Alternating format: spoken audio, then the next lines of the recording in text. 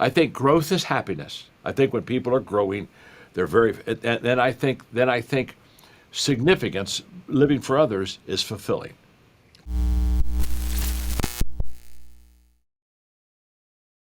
There are some people out there who have found some secrets. They've found some keys to unlock other people, including themselves. And I like to study them. Not only do I study them, I share what they taught, and I use it in my own life if it seems like it's going to work well. So instead of you having to spend all this time figuring out what to watch and who to listen to, I'm going to do the work for you, and I'm going to give you targeted trainings that take what someone else teaches, and check this out. We're going to build upon it with core principles that have helped me as an Army company commander and a Black Hawk helicopter pilot and a Fortune 500 consultant and a project manager. All these pieces, I'm going to start to share them with you so that you can take what the greats have done and make it your own. If you're ready to go to the next level, then let's get started with this first episode. We have a responsibility to consistently invest in ourselves. I like to think of it as this. With leaders, we're a well from which other people can drink water from, and we need to put more in the well so that it flows out to others. You and I can only give what we have. And what we're going to do today is we're going to study one of the absolute greatest leaders that I've ever not known before, because honestly, I've studied him, but he doesn't know who I am. But man, I want to honor him today, Dr. John C. Maxwell. If you haven't read any of Dr. John C. Maxwell's books, you might be either living in a hole or just in general, you haven't been introduced to him yet. So hopefully today I can do that for you. That being said, this guy has had a tremendous influence on my leadership in the Army. So I'm ready to get going. I hope you are as well. Let's listen to this quick clip from Dr. John C. Maxwell. Now, if you're with me on YouTube, awesome. You're going to get the visuals as well. You're going to get to see who he's talking to and what he's saying. I absolutely love Ed Mylett. I love his episodes. I love what he represents. I love the way he communicates. And you're going to see throughout the Iconic Influence, I'm going to give you different interviews specifically from Ed and ones that he's done. And I'm going to boil it down to what I think is going to help you the most. And we're going to align everything to a strategy that's going to help you. Okay? So let's get started here with Dr. John C. Maxwell with the first principle that I want to emphasize for you to go to that next level. When I was a young communicator, I saw that I had charisma, and I saw that I could probably get by on stage with having fun with people and enjoying them and making them laugh. And I came to this decision: am I going to wing it, or am I going to work for it? And I was tempted to wing it because I could wing it and I could get by with it. See, here's the challenge: when you're gifted in a certain area, you can wing it and still be successful. Right. You can be in that top 20%. Yes. But to work for it, that's a whole different game. And in the law of simplicity, you have to work for this. You have to work. Simple is hard work. But if you work for it, you can get in the top 2%. Yeah. And so what I tell people all the time is the tendency and the temptation is in giftedness is you don't give it all, because you just don't have to give it all. I mean, it comes.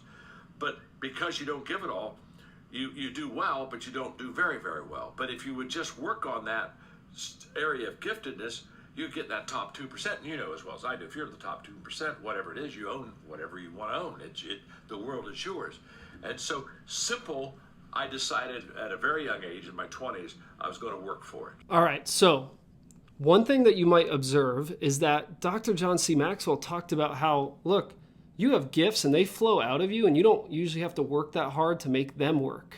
However, if we work for it, and we'll go to that next level, you'll develop the slight edge. You'll become one of those great leaders who have built great organizations. Look, there's a lot of good leaders out there. Maybe not. There's a few good leaders out there. I wish there were a lot. That's kind of part of my goal here. But as I'm on this mission to research the great leaders, let's see what caused that. What was the slight edge? What separated them? And everything I do, I'm going to link back to some simple principles for you. Okay, and here's why. I want you to be able to use what these leaders teach. We're going to talk about what's called the blue sky strategy. The blue sky strategy is our training strategy that you and I are going to spend a lot of time on together. It's all about you really experiencing the true freedom to be who you were created to be, the freedom to operate, the freedom to be aligned to your core identity and to operate in the authority of the kingdom of God, okay? So for anyone, if you're not a believer and you're listening to this show, man, I love that you're here. Thank you so much. I'm going to serve you, and I can't wait to get to know you. You might say, why is leadership so important? I mean, leadership is the one skill that if we develop it properly could last a legacy. Leadership is the one thing that you and I can do that can multiply us, right? That's what it is. It's influencing others based on your own example, the model that you set for them.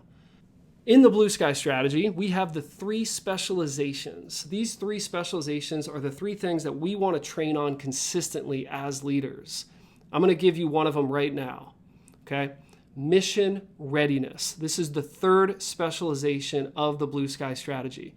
Now, I want you to know when I'm talking to you about the Blue Sky strategy and when I'm talking to you about these principles, I'm not making this stuff up. Instead, I'm observing what's already out there and what's working and what I was taught as an Army officer and using that to help you. So I hope you know this is not Adam's show and it's all about what I think. Not at all. That's why we're studying these people, okay? Mission readiness is all about building a team and an organization that is ready for the path ahead, or what I like to say is they are prepared for the path. They're prepared for what's next, and they know how to bounce back from adversity. In particular, within mission readiness, we have a core principle I want to point out to you that John Maxwell just used. Raise the pillars. See, there are 4 pillars that you and I need to consistently train on over and over and over, okay? And the reason we do this is because these are 4 areas of our life that when it's properly built up, it grows. So if you look at me on YouTube right now, you're going to watch me stacking my hands over and over and over. We raise the pillars. They get higher. And as we do that, people say, how did you do that? Here are the 4 pillars. We're not going to spend a lot of time on them today, but throughout Iconic Influence, we'll come back to this and we'll talk more about it. First one is faith. Second one, fitness. Third, family. And 4th, finance. So in whatever order that you feel is most important to you, but if we just think about it, if I spend time practicing the presence of God and I work out consistently, I feel better. If I focus on my family and bringing my best to them instead of my leftovers, life becomes better and my influence grows and people are more prepared for their path, right? And then lastly, if I got my finance on track and I'm stewarding what I'm given, once again, more peace is going to guide me and I'm going to develop more influence. Most importantly, we're going to have a mission-ready organization. I'm pointing this out to you because basically what you heard was John Maxwell saying this is an area that he did the work to develop. And what I'm telling you, not a bad idea for you to develop your faith, your family, your fitness, and your finance over and over again. And here's something that's so cool. I always share this whenever I run a training. At the Kingdom Operative Academy, we have select trainings every once in a while. And one thing I shared is, this is yours. Like, it's all there for you. No one can take it from you. No one can take your faith. Your family is right there in front of you. Or maybe you're virtual, I don't know. But either way, you have family. And if you don't have blood family, you have spiritual family. There's people in your life that you can have community with just by choice. Next, fitness. It's a choice. And last, finance. I get it. You might have some limitations. We all do, right? We work around that. But, man, let's expand our mind and realize what we do have and continue to build that up. That is our principle of raise the pillars. And I want you to imagine 4 pillars going up and people seeing it and they can't ignore it. And they're like, man, you're in such good shape. You have such an amazing family. Your faith is so strong. You continue to believe in what's maybe impossible to others, you believe in is possible still. Those things are going to help you develop yourself as a leader where people are going to see it and they're going to say, how did you do that? And now guess what? You get to tell them your story. You get to tell them how you got there, and you get to bring them along for those who want to join you. Let's go into this next clip. So when he writes a book on this topic, it is something that you need to have. And for the record, everybody, some of you are listening to going, I'm afraid to speak. I don't know that I should be one. And one of the brilliant things in the book is, and I'll have you talk about this, John, is that a great speaker, and I have found this, I think when I was young, when I would speak, if I'm being honest, part of it was about me. Probably a significant part, meaning I wanted to impress them. I wanted to wow them. I wanted them to think I was great. That did a few things. One, I made less of a connection. But two, it put tremendous pressure on me because it was about me. And a lot of you that are afraid of speaking, that would probably be great at it, it's because you're approaching it already from it being about you. And if you would just shift the impact to the service of others, your piece about even trying to do it would change, and you'd be a 10 times better speaker. So that's one of the laws in the book too. So we might as well start there, because I think some people need to come into this tent of speaking, John, to the tent of communication, that think they don't belong in our tent, and they do belong in the tent. Their flawed thinking is they think it's about them, and that creates anxiety and fear, which is sort of ego-driven. So talk about that for a second. 100%, my friend, 100%. It's the law of connecting. And the law of connecting just simply says communicators know that it's all about others. It's all about others. And I can identify exactly. When I started speaking, it was all about me. I mean, I hope they like me. I hope I say it right. Did I say it right? Oh my gosh. And it became like I was a nervous bundle. Yes. Because I hope I did okay.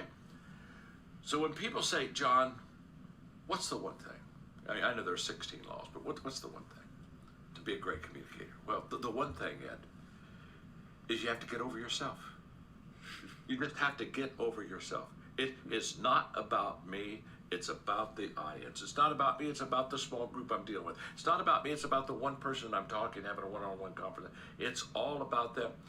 And until I can get over myself, because if it's about me, I can't really add value to you if I'm thinking about me. Right. I'm not that good. I don't have the ability to think about me and think about you and be good on both ends. I'm a little limited. Maybe some people can, but I can't. So if it's going to be about you, I've got to be thinking about you, and I've got to be focused on you. And very quickly you'll realize, John really wants to help me and add value to me. I mean, it's contagious, and it's that connection. All right, so this is gold, and this was a game changer for me. I had a group of over 90 soldiers, and I just felt like I had to keep impressing them and showing them who I am. I've even talked to my wife about this, where I was like, man, I wish I could go back, like do it again, because, they'd get such a better commander. And she's like, well, that's, not how it works, but all of that brought you to where you are now. And now you're a speaker and an author, and you're sharing with them in a new way, right? So it all worked out. And I get that, but it's still, there's some embarrassment there, because honestly, I want you to look at me right now if you're on YouTube with me. If we look down at ourselves, our shoulders hunch over and our voice tone changes and it's directed different, and all we can see is us. That's it, just us. When you do that, you're going to think about you. And when you think about you, you're going to get nervous. You're going to hesitate. You're going to underperform. You're going to mess up, man. You're not going to bring your best self. That might work for a moment, but if you consistently have that type of thought process, it will hurt not only you, but those around you. And here's why. Because they're not getting the best version of you. So you show up to speak and you forgot to brush your teeth, you're too late. Right before I did this recording, I was like, I got to clean up my mustache, because once I'm on here, I'm not looking at my mustache anymore, okay? I'm not looking at that. I'm looking at the camera, which represents you. I wish I could see you, but at least I can imagine you. At least I'm present with you. I'm not focused on me at all. I'm just here to serve you. Now, all of this wraps up within a key principle that you can use for the rest of your life. I spoke at St. Vincent College to their football team twice now. I was asked to come back for a second time, which that's awesome. It was an honor. And the second time I was like, man, what does this team really need? Not what do I want to say? What does this team really need? And I thought they needed an entire talk around this one principle that I'm going to share with you. Okay, within the Blue Sky strategy, we got those 3 specializations. Our first specialization is called command presence. Command presence is all about being a leader that attracts other people to you. It's not about this directive authority where you're telling everyone what to do and you're this commanding presence that's, getting your way all the time and militant. That's all I'm talking about. I'm talking about your presence is experienced and felt, so it draws others to you because they see you as a leader they want to follow. within command presence, and you'll have to bear with me on this first episode and the first couple episodes, I'm going to be building a foundation for you, okay? But you'll get used to this. On that first one with command presence, we have a principle. It's called shift focus, and that's what I chose to speak to St. Vincent College about. Shift focus. It's not about you. Shift focus. Look at the other 9 players on the field. Shift focus. Look at your family. Shift focus. Look up and look out and see who needs you and move. Shift focus is something you can use from this point forward, all right? Maxwell just said it's like the one thing is realizing it's not about you. So when you go into your next one-on-one, shift focus. When you run your next all hands, shift focus. When you present at a gala, shift focus. When you speak to your next client, shift focus. Your employee, shift focus. Your wife, shift focus. Man, if you just do this, you'll have such an incredible life because people will realize you actually care about them.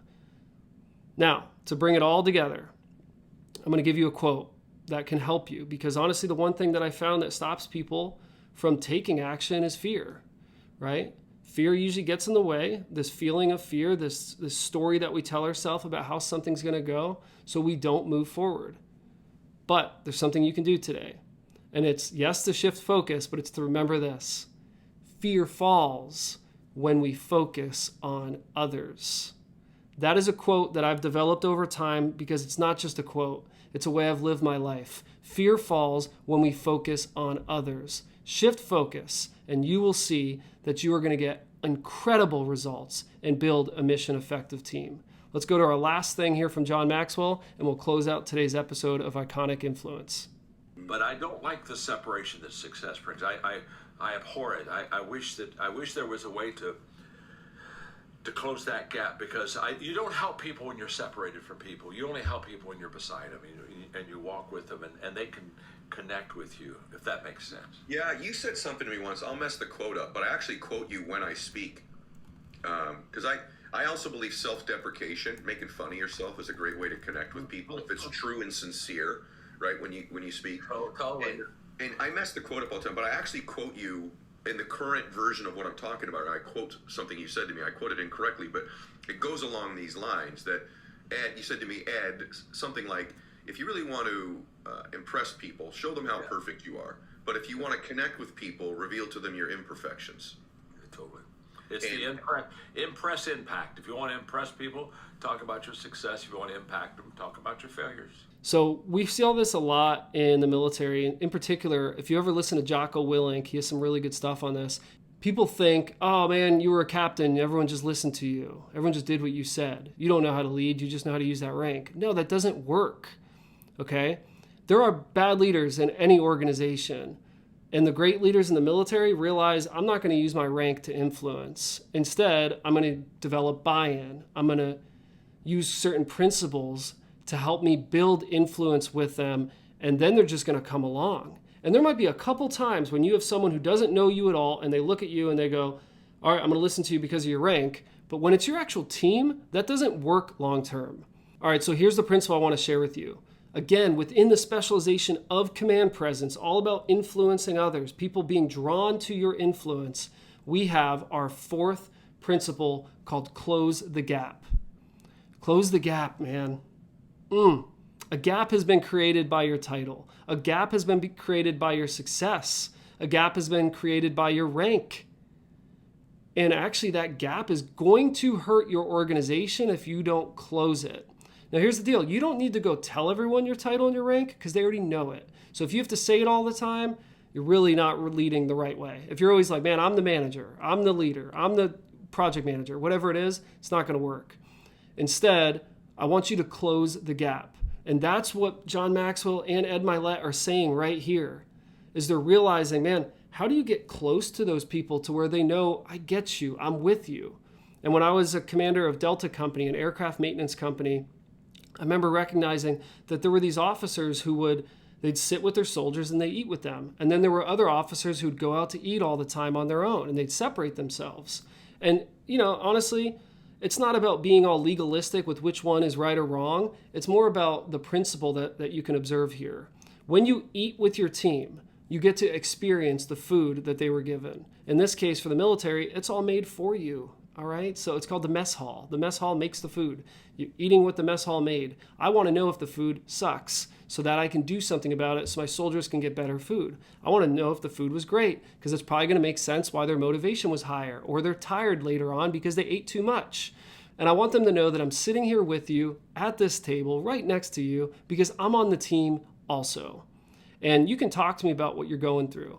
Now, yes, there always needs to be, some type of protocol, boundaries. I get that. You can't go share all of your terrible failures all the time and that you're currently failing, but you can use these past failures as ways to connect. And you got to be competent, absolutely. But as you are more competent, make sure you continue to close the gap. And this is so key because when you close the gap, your team knows not only are you leading the team, but you are on the team.